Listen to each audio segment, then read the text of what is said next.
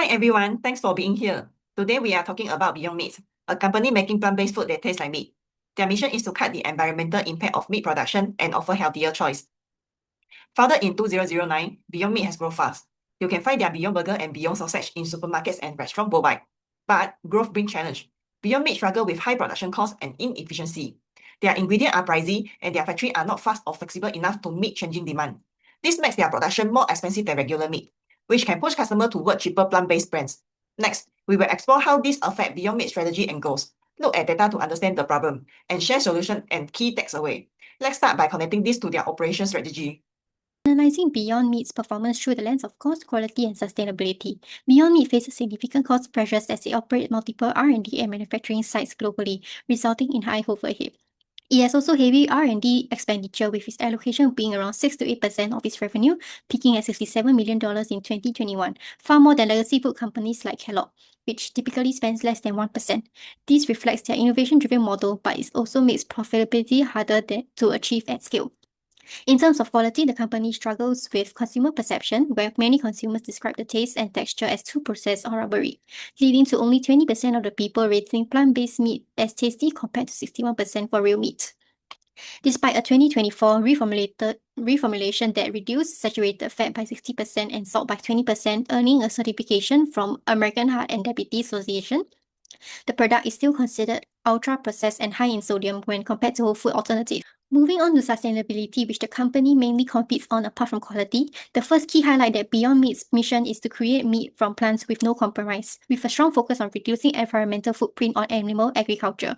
Its 2024 life cycle assessment for Beyond Steak shows impressive sustainability gains such as 84% less greenhouse gas emission, 93% less water use, 88% less land use, and 65% less non-renewable energy compared to traditional beef. These stats position Beyond Meat as a strong choice for climate-conscious consumers, including flexitarians, Gen Z, and millennials. The brand is helping to shift global protein systems away from livestock farming, reducing both animal slaughter and resources depletion. However, the company has faced setbacks when scaling through fast food partnerships. The first example would be the McPlant burger tested in 600 McDonald's outlets in the US, which was discontinued within 6 months due to underwhelming sales. Pizza Hut's Beyond Pepperoni was also pulled after production was hit by mold and listeria issues. KFC Beyond Nuggets were priced at $8 for just 6 pieces, received negative feedbacks on texture, and weren't fully vegetarian due to the shared fryers. So I'll be sharing the SWOT analysis for Beyond Meat.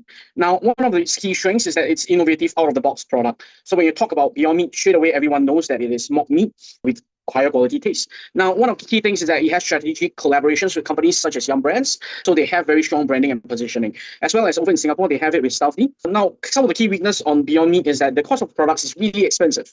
And of course, the dependency of suppliers to distribute their products. Now, they need to use distributors like Stuffd or NTUC in Singapore. They do not have a dedicated own shop per se. Some of the key opportunities that Beyond Meat might have is that they could expand their product offerings. Now, currently, they only have meat such as pork and poultry, but they will be able to add on seafoods in the near future. Of course, further investments into R&D, they'll be able to optimize taste and health benefits to be able to cater to a wider audience. So some threats for Beyond Meat will be there is a consumer preference change in the near years, as well as there is no more support for plant-based initiatives from companies like BlackRock since 2021. What this means is that they have pulled funding and it's basically harder to get funding. Beyond Meat is learning into smart solution. One approach is improving recipe by using cheaper, more local ingredients like flour beans and chickpeas. They can reduce production costs while keep the flavor profile intact. Another important move is working with partners such as university and supplier to deliver new food tech faster and at lower cost. Collaborating like this help Beyond Meat tap into outside expertise and ideas. They're also exploring exciting protein like mung beans and mycelium, which could make their products feel more like real meat. On top of that, they are using customer data to guide product development and marketing. So every decision is backed by real consumer insight. The biggest insight is Beyond Meat must improve how it makes and deliver its product, or it risks falling behind. Right now, its manufacturing uses a lot of energy, which is not great for sustainability. So the future strategy should focus on building local and energy efficiency product facility. They will cut carbon emission and improve the company's environmental footprint. In short, improving production efficiency is not just a good idea, it is essential, because if Beyond Meat cannot balance quality with cost, it could lose its place in the market altogether.